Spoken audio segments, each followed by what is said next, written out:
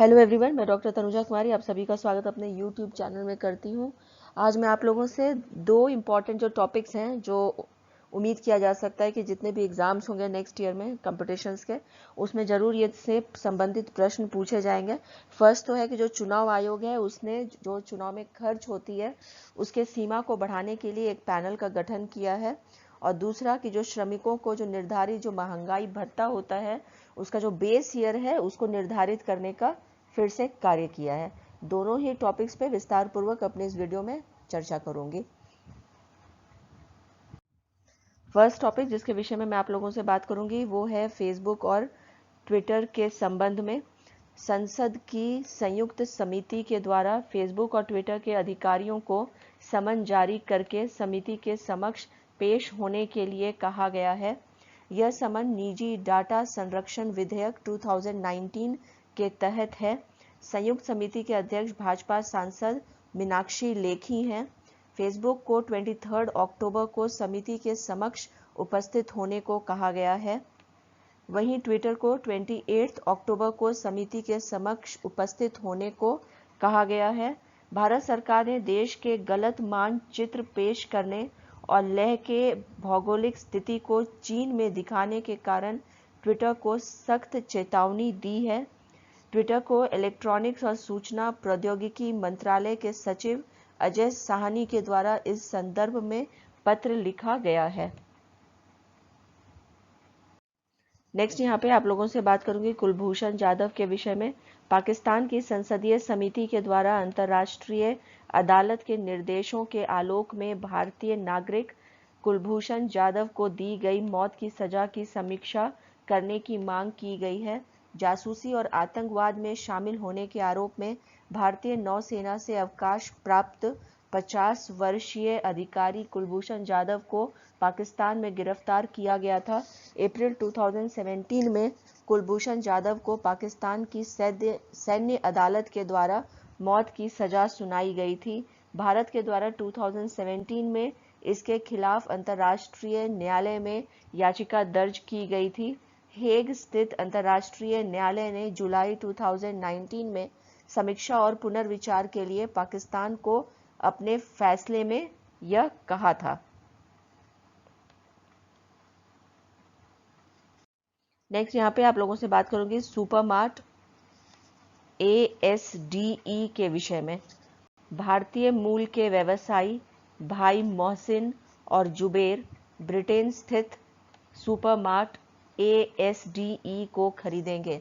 उनके द्वारा सुपरमार्ट को अमेरिकी कंपनी वॉलमार्ट से खरीदा जाएगा। 8.8 अरब डॉलर में इस सुपरमार्ट को खरीदा जाएगा। मोहसिन और जुबेर के माता पिता 1970 में गुजरात से ब्रिटेन गए थे। ब्रिटेन स्थित सुपरमार्ट जो है वह 71 वर्षों के बाद फिर से ब्रिटेन के हाथों में आ जाएगी।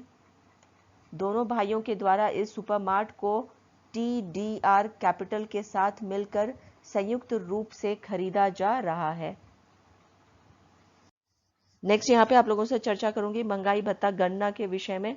जैसा कि मैंने वीडियो के प्रारंभ में ही कहा था कि इसके संबंध में मैं आप लोगों से विस्तार पूर्वक चर्चा करूंगी। भारत में औद्योगिक श्रमिकों के लिए महंगाई भत्ता गणना के लिए भारत सरकार के द्वारा नई सीरीज लॉन्च की गई है। महंगाई भत्ता की यह नई सीरीज 15 वर्षों के बाद जारी की गई है। वर्तमान में उपभोक्ता मूल्य सूचकांक से जुड़ा हुआ आधार वर्ष 2001 है। अब यह 2016 इसका आधार वर्ष हो जाएगा। श्रम मंत्री संतोष गंगवार ने कहा है कि भविष्य में हर 5 वर्षों पर आधार वर्ष में संशोधन किया जाएगा। 2001 की श्रृंखला में इससे 78 केंद्र जुड़े हुए थे। 2016 में यह बढ़ के 88 केंद्र हो जाएंगे। पहले श्रमिक वर्ग से जुड़े आय और खर्च सर्वे के लिए 41040 परिवारों पर विचार किया जाता था। अब विचार हेतु सैंपल साइज को 48384 हजार कर दिया गया है। पहले 289 बाजारों से खुदरा मूल्य के आंकड़े एकत्रित किए जाते थे। अब 317 बाजारों से खुदरा मूल्य के आंकड़े एकत्रित किए जाएंगे।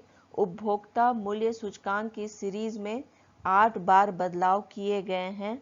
सूचकांक में खाने पीने से जुड़े वस्तुओं का हिस्सा 1982 में 57% था, 2001 में 46.2% तथा 2016 में 39.17 हो गया है। नेक्स्ट यहाँ पे आप लोगों से चर्चा करूंगी निर्वाचन आयोग के विषय में। भारत के निर्वाचन आयोग के द्वारा चुनाव में शामिल होने वाले उम्मीदवारों के व्यय की सीमा से संबंधित मामलों के अध्ययन के लिए एक समिति का निर्माण किया गया है। यह समिति हरीश कुमार और उमेश सिन्हा को शामिल करते हुए बनाई गई है। यह समिति 120 दिनों के अंदर अपनी रिपोर्ट पेश करेगी। हरीश कुमार एक पूर्व IRS अधिकारी हैं और महानिदेशक जांच के पद पर कार्य कर चुके हैं। उमेश सिन्हा महासचिव और महानिदेशक व्यय के पद पर कार्य कर चुके हैं। इस समिति का गठन निर्वाचकों की संख्या में वृद्धि और लागत मुद्रास्फीति सूचकांक में वृद्धि के कारण उम्मीदवारों के व्यय सीमा में वृद्धि करने के लिए की गई है। 2014 में मतदान करने वाले लोगों की संख्या 834 मिलियन थी, जो 2019 में 910 मिलियन रही थी और अभी 921 मिलियन है। लागत मुद्रास्फीति सूचकांक 2013-14 में 220 रही थी, 2018-19 में 280 तथा 2020 में 301 हो गई है। भारत निर्वाचन आयोग के मुख्य चुनाव आयुक्त सुनील अरोड़ा हैं तथा 2 चुनाव आयुक्त सुशील चंद्रा और राजीव कुमार हैं। संविधान के अनुच्छेद 324 से 329 में चुनाव आयोग से संबंधित प्रावधानों का उल्लेख हमें मिलता है।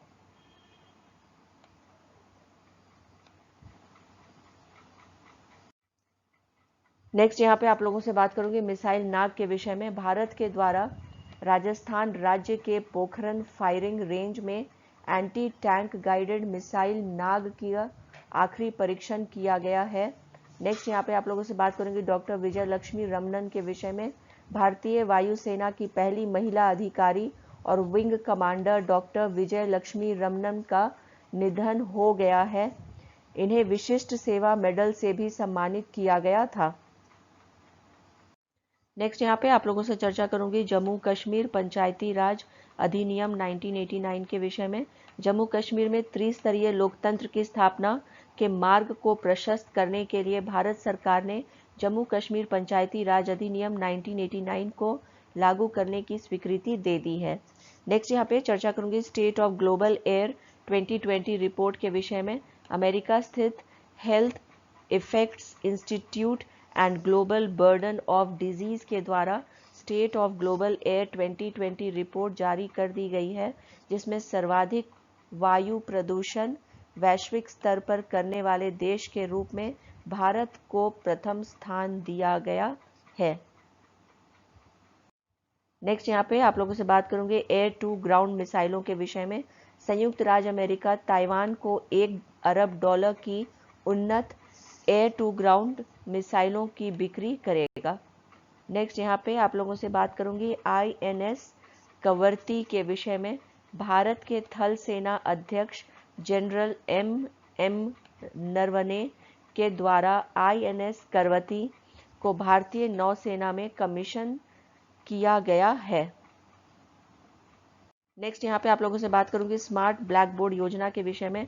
तमिलनाडु राज्य सरकार के द्वारा अपने राज्य में उन्नत शैक्षिक वातावरण के निर्माण के लिए 80,000 सरकारी स्कूलों में स्मार्ट ब्लैक बोर्ड योजना लागू की गई है। नेक्स्ट यहाँ पे आप लोगों से चर्चा करूंगी घरेलू पर्यटकों के विषय में। भारत के पर्यटन मंत्रालय के द्वारा भारतीय पर्यटन सांख्यिकी जारी कर दी गई है, जिसके अनुसार भारत में उत्तर प्रदेश राज्य सबसे अधिक घरेलू पर्यटकों को आकर्षित करता है। नेक्स्ट यहाँ पे चर्चा करूंगी नया अंतरिक्ष केंद्र के विषय में। जर्मनी में एक नया अंतरिक्ष केंद्र स्थापित किया जाएगा।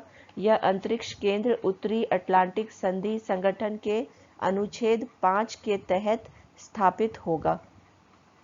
नेक्स्ट आप लोगों से बात करूंगी खाद्य प्रसंस्करण इकाइयों के विषय में। भारतीय किसान उर्वरक सहकारी लिमिटेड ने सिक्किम इफको ऑर्गेनिक्स लिमिटेड के साथ मिलकर सिक्किम में खाद्य प्रसंस्करण इकाइयों के निर्माण को प्रारंभ किया है, जिसे वर्ष 2021 तक पूरा कर लिया जाएगा। इसी के साथ मैं अपने इस चर्चा को यहीं पर विराम देती हूँ। यदि आप लोगों को मेरा ये वीडियो करंट अफेयर से संबंधित पसंद आया हो तो प्लीज़ इसे लाइक करें, शेयर करें और सब्सक्राइब करें। Thank you. Have a good day.